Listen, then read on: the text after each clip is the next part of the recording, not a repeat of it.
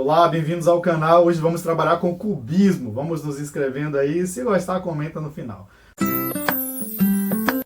Cubismo, movimento intelectual e cultural e artístico aí do início do século XX. Em 1907, especificamente, nós temos o marco inicial do cubismo com a obra Demoiselles d'Avignon, de Pablo Picasso, ou Damas de Avignon, do Pablo Picasso, esse artista genial aí que é bastante conhecido hoje. O que queriam os cubistas? Os cubistas, eles buscavam a fragmentação nas suas representações. Nessa obra, Mulheres d'Avignon ou Damas d'Avignon, o que nós temos aqui? Nós temos a representação da figura feminina, a nudez feminina, como antes nunca havia sido representada, fragmentada, sendo cortadas ali por formas geométricas, como linhas, retângulos, quadrados, formas irregulares, e que vão aí dar o tom e a característica principal dessa pintura do Pablo Picasso. O primeiro artista a trabalhar com a inserção de formas geométricas em suas obras foi o Paul Cézanne. Inclusive, dentre as fases do cubismo, o cubismo se divide em 3 fases principais. Isso é importante você saber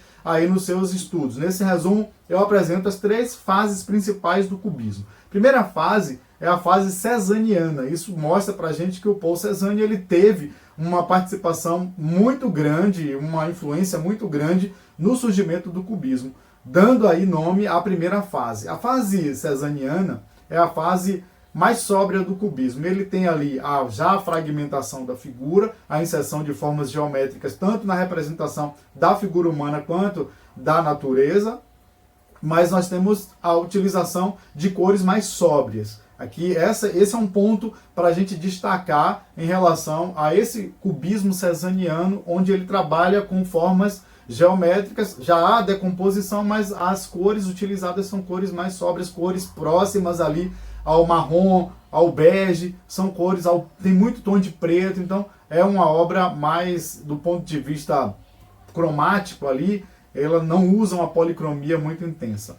Aí a gente tem a segunda fase, que é a fase do cubismo analítico. No cubismo analítico nós vamos ter uma fragmentação maior da forma. É a decomposição quase que orgânica mesmo, e nós vamos ter ali a inserção de múltiplas formas geométricas interferindo ali na representação visual. O objetivo desse tipo do cubismo como um todo, aí, tanto a gente considerando o cubismo cezanniano quanto o cubismo analítico, é representar os objetos sendo vistos de vários ângulos ao mesmo tempo. É como se a figura ela precisasse ser fragmentada para traduzir esse movimento que está acontecendo na Europa, ali do início do século XX, com tantos avanços, com tantas novidades advindas ali da industrialização. O artista ele tenta pensar de maneira diferente. A gente chama isso de pensar fora da caixa hoje. Digamos que seja isso mesmo. O artista ele busca representações na sua arte de uma maneira como nunca antes havia sido feita. Então a gente vai ter nas artes visuais essa característica. Mas lembrando que o cubismo não se restringiu apenas às artes visuais.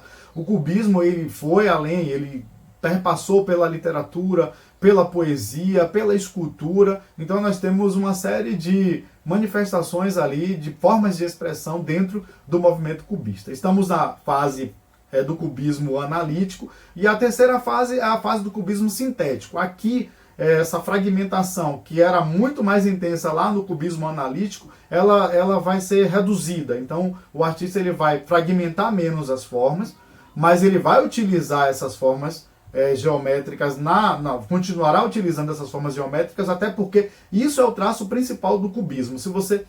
Para você entender o cubismo, é entender que ele é a representação da natureza ou a representação da figura humana, ela é fragmentada. O autorretrato de Pablo Picasso, olha aqui, um autorretrato cubista. Observe que nessa obra nós temos aqui a fragmentação, ou seja, a inserção de formas geométricas, cubos, quadrados, retângulos, paralelogramos. Formas geométricas em geral, elas são introduzidas na obra de arte com o intuito de fragmentar, com o intuito de mostrar os vários ângulos, as várias formas de abordar um mesmo tema numa mesma tela, numa mesma obra.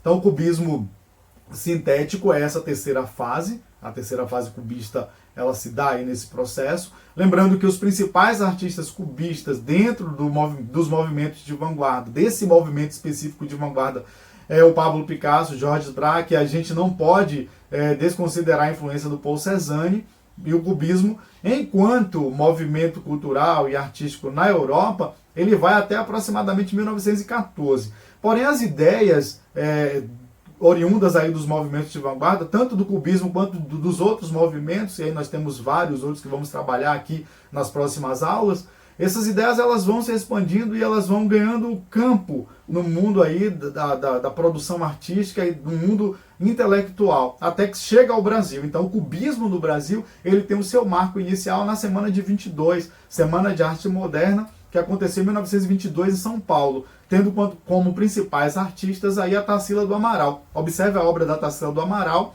Aqui nós temos o Morro da Favela, que foi uma obra que eu trabalhei em um vídeo anterior, em que eu falo sobre a arte e a origem das favelas. Nessa obra nós vemos aqui a fragmentação. E outras obras da Tarsila do Amaral, nós percebemos aqui uma forte influência cubista. Agora, é preciso a gente entender que os artistas brasileiros, e a Tarsila do Amaral, não só a Tarsila do Amaral, mas a Anita Malfatti, o Di Cavalcanti, eles não copiaram e não pegaram todas as características do cubismo lá da Europa. Eles ressignificaram isso, trazendo essas características para uma arte genuinamente brasileira. Se observarmos o Abapuru da Tarsila do Amaral, nós vamos perceber algumas características cubistas, mas nós já vamos perceber um uso de uma cor muito mais intensa, uma paleta de cores muito mais nossa, muito mais brasílica, muito mais brasileira. Então é interessante a gente pensar que esses movimentos europeus, eles influenciaram bastante os movimentos de arte moderna que se espalhou aí pelo mundo inteiro, e no Brasil a gente tem o seu marco inicial na Semana de 22,